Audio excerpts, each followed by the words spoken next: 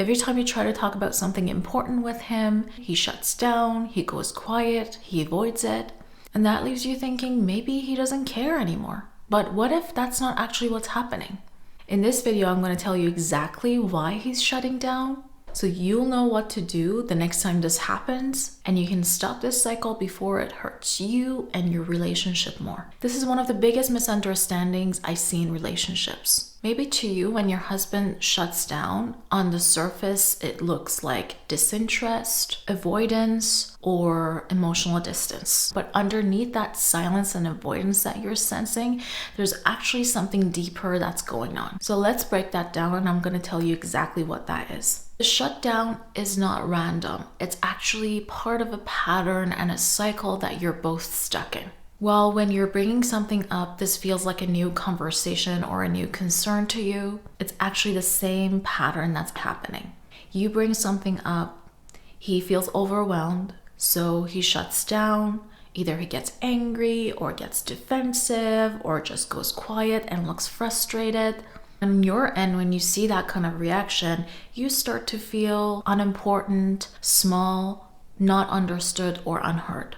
So maybe you try harder to explain yourself, and that escalates things and turns into an argument all of a sudden, or you withdraw because you're just disappointed and you've been through the cycle so many times, so you just keep your quiet. Regardless, the result is the same. This issue still feels unresolved for you, and there's a rupture in your relationship. I'm going to give you a very concrete example that I see in my private practice. So I had a client tell me this one time. Every time I try to talk with my husband about something that's bothered me, he just doesn't receive it well. He either gives me the silent treatment or he gets frustrated. In the end, I just feel shut out. And to her, this landed like, okay, my feelings don't really matter to him.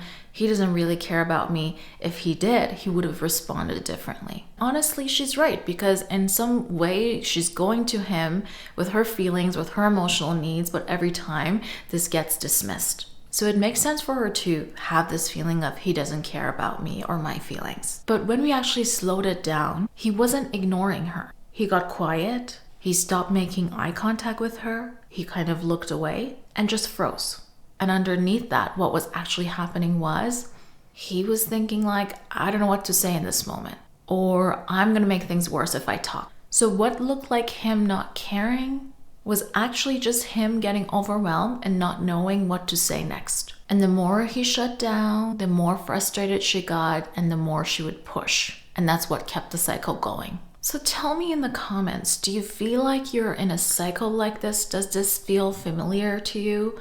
Just say yes or no in the comments. And if you can share a little bit about the cycle you're noticing in your relationship, it may help other people shed light on their dynamic too. When you're wondering, why does this keep happening? Why do conversations go nowhere? It's because you're in a cycle. And until you're able to see the cycle clearly, you'll keep trying to fix it the same way, which oftentimes backfires. So now I'm going to go into more detail around what are the specific reasons he might be shutting down when you start talking. This is important because if you know the specific reason he's shutting down, then you can change your response, and changing your response will help you to get out of this cycle. The most important thing for you to know is that this is not a communication issue. This is a nervous system problem, right? This is how his nervous system responds to tension, problems, issues coming up. So you're dealing with an overactivated nervous system. And that's okay, because to some people, conflict is very activating. To other people, they can just handle it like a champ. If you are in a state of self-regulation, if you're feeling calm, your nervous system is calm and regulated, you can listen to your partner, respond calmly and gently, and really take in what they're telling you. But if you're someone who gets overwhelmed, and most people who shut down, they do get overwhelmed, then that changes. It's like, I don't know if you've had this in your life. When something dramatic or intense happens in your life, your body sometimes just freezes, or you just try to escape it. You just try to run away. And in those moments, of course, you can't think clearly. You can't respond normally because your cognitive system is all shut down. You're kind of in survival mode. It's like your body is full of these stress hormones. And that's what emotional shutdown feels like. So when you bring something up to him, his system may be reading it as, oh, something's wrong. I'm under pressure. And he goes into fight, flight, freeze mode. Sometimes his shutdown is about fear. Not fear of you, but fear of what might happen in the conversation. Like he may be thinking to the last time the conversation didn't go well and may say something like, oh my God, what if I say something that will make things worse? What if I say something and she gets frustrated because somehow I'm not understanding her or I'm failing to understand her? I just don't want to feel inadequate and I don't want this conversation to escalate into a whole blow up. Basically, I don't want things to get worse for us because I'm trying to protect this relationship and I care. So his way of coping with this is do not engage, avoid it, keep your mouth shut. And this way you're protecting the relationship. And also you're not hurting her. You're not getting her to be upset at you. I'm not saying this is a healthy way of coping with tension in relationship. Of course, this feels horrible on your end because you don't feel understood, you feel unheard and defeated because it takes energy for you to initiate these conversations. This is all very draining and tiring for you. I totally get it. Let me know in the comments how it feels for you when you're at the receiving end of this. Do you feel drained? Do you feel tired? What's one word that describes how you feel when you're at the receiving end of the shutdown? Now, as I'm talking about this, if you're getting the sense that, okay, Parisa, this is actually what's happening in my relationship. I notice that there's a cycle between us. There's a pattern here where this pattern makes me feel misunderstood, unheard, and dismissed. Then I have something great for you that's going to help you out a lot. I've created a conflict pattern test to help you exactly with that. This test is completely free. When you take the test, it'll tell you exactly where your stuck points are. What's the pattern that you're both stuck in that makes you feel unheard, dismissed, and turns into this emotional distance over time? The thing is, if you don't catch this pattern in time, it's just going to get worse and worse by day. It may start as a misunderstanding once a week, then it's going to escalate to every other day, to the point that you find yourselves feeling very disconnected and resentful of one another. So if you want to see the pattern clearly to stop it before it hurts your relationship more, you can take this test at parisacounseling.com/forward-pattern or get it from the link in the description below the video. Now, other times the shutdown is not about fear. It's actually about self-protection. When you're bringing something up to him, underneath it triggers for him, there's something wrong. Here we go again. I made a mistake again. I failed again. Of course, she's going to bring a complaint. I'm not good enough. I'm not good enough of a partner for her. I just don't know how to get things right. Or here we go again. I'm being judged. And this may go back to an old wound that they faced in childhood. Maybe they had parents who were like overly critical of them. There was no room for them to make mistakes. There were all these perfectionistic tendencies in the family. So if there was an error, if they fell short, they were failing, they were disappointing someone. So this activates an old wound in them.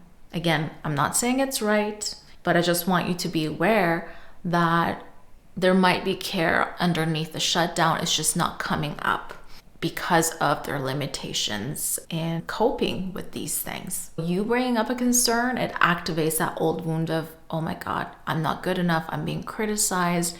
I made a mistake again. I'm in trouble. And so to protect themselves, they may lash out, they may go quiet because that feeling is just so awful. Also, you may be thinking, okay, I'm just bringing up something very neutral, like why didn't you do the dishes, right? And then you're making me feel like I said something horrible or I attacked you. That's because that's the lens they're looking at your response. They're sensitive to criticism, they take that as criticism and they shut down. So underneath all of it is just that self-protection spiral, which seems like lack of care towards you. And really, he doesn't know how to get out of it. If he knew, he would have gotten out of it. Now, you're not responsible to make up for the things he's lacking. That's his responsibility. He needs to step it up and do the work needed. He has to realize when he's triggered and activated, and he has to communicate that to you. So I don't want this to mean for you like you have to overcompensate for what he's lacking. No, that makes things out of balance. I want you to do your part. He also needs to do his part. while he's going to do his part, I want you to maybe change how you approach this cycle and the shutdown so that you can stop approaching it in a way that makes this cycle worse. Now I'm going to tell you a little bit more about what happens if you actually don't catch this cycle in time. Going through this pattern time and time again becomes very painful. Imagine you're two people trying to dance together. You're trying to be in sync because you care, right? You love each other. But somehow you've learned different steps. You move forward, he moves back. You keep stepping on each other, not because you're trying to hurt each other, because you're not in sync. And the hardest part is you're both trying. You're trying to connect, he's trying to not feel overwhelmed. And because you need emotional engagement from him and he's not engaging with you in that moment, for your nervous system, that doesn't feel soothing and comforting. You need connection to feel soothed and better. So after a while, you start assigning meaning to what he does. You'll have your guard up and you'll think, he doesn't care. He's hurt me like this. Why should I give him the time of the day? Why should I be nice to him? I'm just feeling so resentful, like I feel invisible sometimes. And he's thinking, this is too much. I can't do this right. So over time, you both are gonna start to feel resentful. You both are gonna start feeling hurt,